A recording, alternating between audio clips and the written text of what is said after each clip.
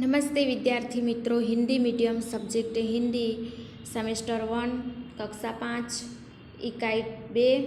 हे प्रभु आनंददाता ज्ञान हमको दीजिए।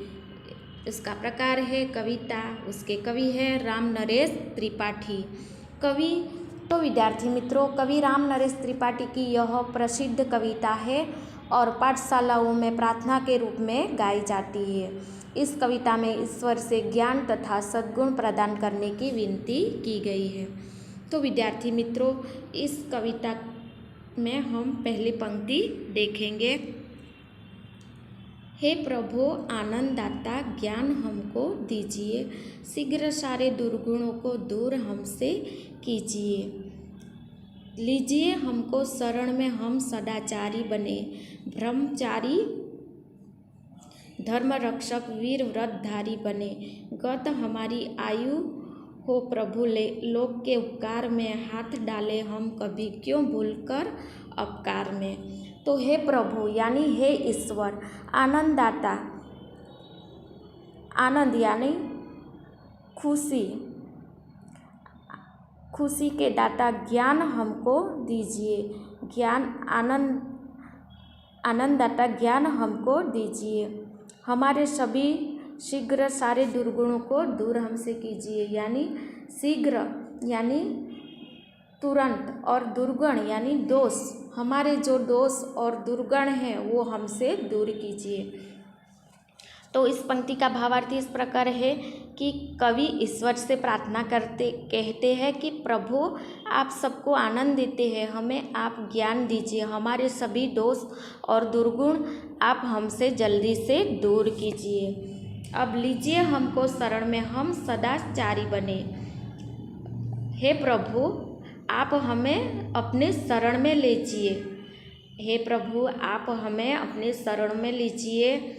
हम पर ऐसी कृपा कीजिए कि हम अच्छे चाल चलने वाले, ब्रह्मचर्य का पालन करने वाले और धर्म की रक्षा करने वाले, वीर बहादुर और अच्छे कार्य करने की प्रतिज्ञा करने वाले बने।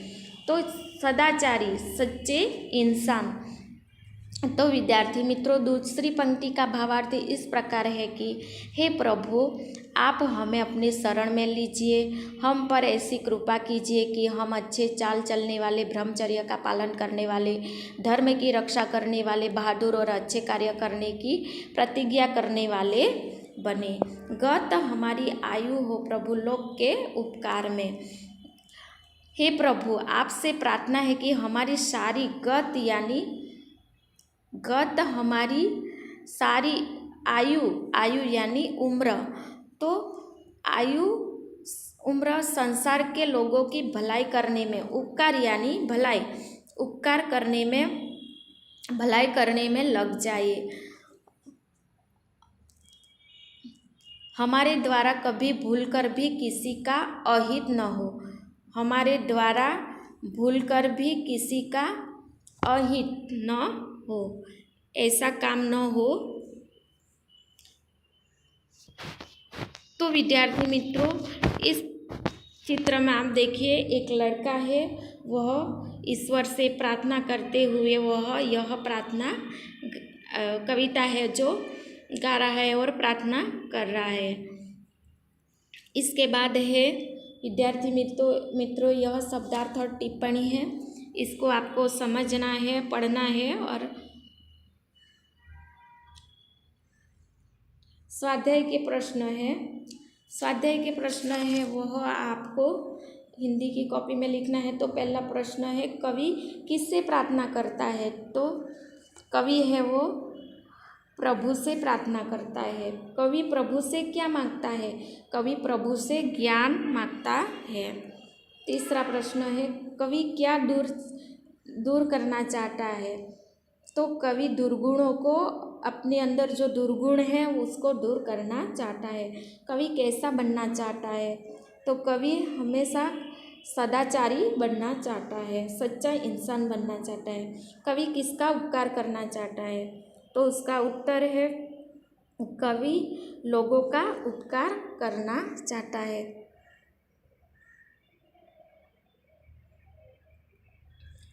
इस प्रकार दूसरा प्रश्न है, निम्न पंक्तियों का भावार्थ लिखिए। शीघ्र सारे दुर्गुणों को हमसे दूर कीजिए।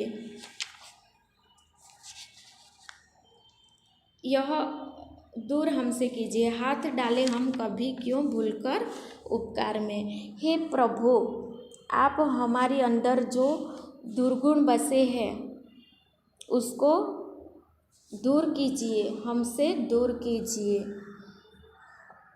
और हम लोगों की भलाई में लग जाए, सारी उम्र संसार के लोगों की भलाई में लग जाए। हमारे द्वारा कभी भूल कर भी किसी का अहित न हो, भूल कर भी हम किसी का हमसे अहित न हो जाए, हम लोगों का उपकार करना चाहते हैं। प्रश्न 3, निम्नलिखित काव्य पंक्ति को पूर्ण करना है। तो विद्यार्थी मित्रों, यह काव्य पंक्तियाँ हैं वो पूर्ण करना है। लीजिए हमको, तो लीजिए हमको शरण में, हम सदाचारी बने। दूसरी है गत हमारी, तो गत हमारी आयु हो प्रभु लोक के उपकार में। चौथा है शब्दों के समानार्थी शब्द है। पहला है आनंद, आनंद यानी खुश, उपकार यानी भलाई, अपकार यानी सॉरी यहाँ पर अपकार है तो अपकार यानी बुराई, आयु यानी उम्र, हाथ यानी कर। इसके बाद जो विरोधी शब्द है, पहला है ज्ञान, तो उसका अज्ञान, शीघ्र तो अशीघ्र, दुर्गुण तो सद्गुण, उपकार तो अपकार। इसके बाद उदाहरण के अनुसार वाक्यों में समान प्रास वाले शब्दों की जोड़ी बनानी है।